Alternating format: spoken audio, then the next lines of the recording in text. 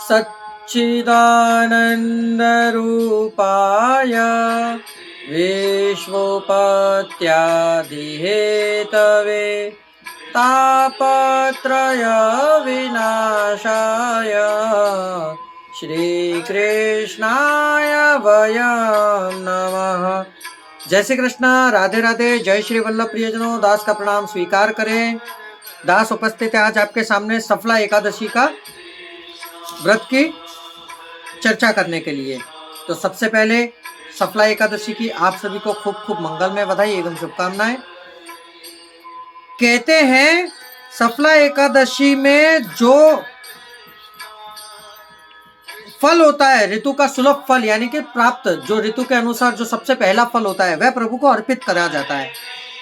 और इस व्रत को यदि कोई भक्त अपने जोड़े के साथ या एकांत में या अकेले करे तो उसे 5000 वर्ष तक की जाने वाली तपस्या के बराबर का ही फल प्राप्त होता है। इस कथा के संबंधित एक कथा है, प्रियजनों ध्यान से सुनिएगा।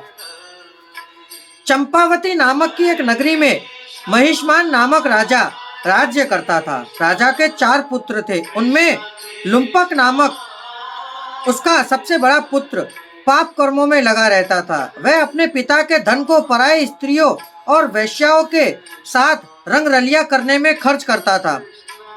देवता, ब्राह्मण और भगवान के भक्तों की निंदा कर उन्हें कष्ट पहुंचाता रहता था। जब उसके इस कारनामों का पता उसके पिता को लगा तो उसे राज्य से निकाल दिया गया। जब उसको सबने त्याग दिया तो उसने अपने पिता की नगरी में चोरी करने का मन बना लिया। वह दिन में तो जंगल में पड़ा रहता और रात में अपने पिता की नगरी में चोरी करता। अन्य पाप कर्म करने में ही चूकता नहीं। निवासियों को अनेक प्रकार से मारता पीटता और उन्हें अनेक यातनाएं देता। उसके इस कुकृत्य के कारण कुछ ही दिनों में नगरी से बहुत से निवासी अन्यत्र जा बसे। उसे पहरेदार पकड़ तो लेते पर वह राजा के भय से छोड़ भी देते थे। जिस वन में लुम्पक रहता था वह भगवान को बहुत सुहाता था। उसमें एक बहुत पुराना पीपल का पेड़ था। सब लोगों की यह मान्यता थी कि यह वन देवताओं के खेलने और मनोरंजन का स्थान है। लुम्पक पीपल के उसी पेड़ के नीचे रहता था। पोष का महीना आया तो कृष्ण पक्ष की दशमी के दिन रात्रि में ठंड के कारण वह मूर्छित हो गया, क्योंकि उसके पास कोई वस्त्र नहीं था और पोष मास की रात्रियां अत्यंत ठंडी होती हैं। कड़ी ठंड होने से कारण उसके हाथ पैर अकड़ गए और उसे पूरी रात नींद नहीं आई। ज्यों त्यों करके रात बीती पर सूर्य भगवान के उदय हो जाने पर भी उसे होश नहीं आया। सफला एकादशी को दोपहर तक भी वह बेहोश ही रहा। जब दोपहर में सूर्य की गर्मी बढ़ी तो उसकी चेतना लौटी। ज्यों त्यों करके वह उठा और गिरते पड़ते भोजन की खोज करने लगा। उस दिन उसमें इतनी शक्ति भी नहीं रही थी कि किसी जीव को मार सके, अतः भूमि पर गिरे हुए फलों को इकट्ठे करके ले आया और पीपल के नीचे जा पहुंचा। सूर्य देवता छिप चुके थे। लुम्पक ने वह फल पीपल की जड़ के पास रख दिए और मन ही मन कहने लगा, भगवान इन फलों से आप अपनी भूख मिटा ले। ऐसा कहकर वह रोने लगा।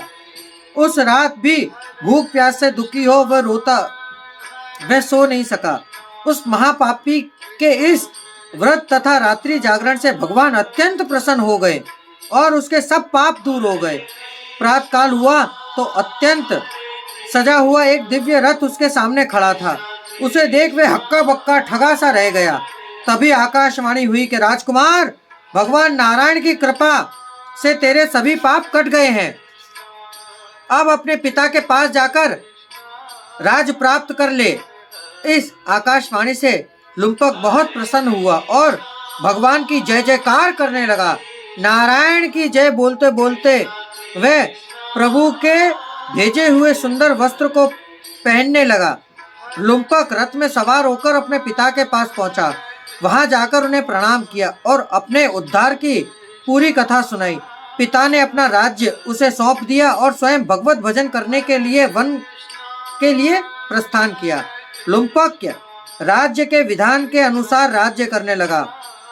उसकी पत्नी, पुत्र आदि सब नारायण के परम भक्त बन गए। जब वह वृद्ध हो गया तब वह भी अपने पुत्र को राज्य सौंपकर भगवान का चिंतन करने के लिए वन में चला गया।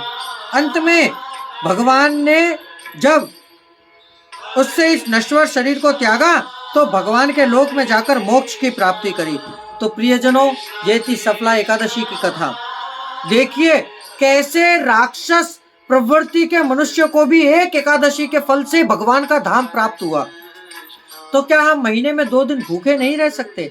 आज हम देखते हैं कि एकादशी के दिन लोग 56 प्रकार के भोजन बनाकर पेट भोजन कर लेते हैं, पेट पूजा कर लेते हैं। तो ऐसी पेट पूजा करने से क्या लाभ? पेट तो आपने भर ही लिया ना। अरे एक दिन भूखे रहने की बात है, क्या भूखे नहीं रह जा सकता है? तो भूखे रहोगे तभी तो प्रभु की प्राप्ति कर सकोगे। कहते हैं सफला एकादशी के व्रत में भगवान नारायण की पूजा नारियल, नींबू और अगर सुपारी आदि से करनी करे और तिल गुड़ का सागार करे तो प्रभु प्राप्ति अवश्य होती है। तो प्रियजनों, ये थी सफला एकादशी का महात्मा। सुनकर आपको आनंद की अनुभूति हुई हो तो हमारे इस एकादशी के महात्मा को आप शेयर करिए, जिससे और लोग भी एकादशियों का फल अवश्य करें और प्राप्त कर सके।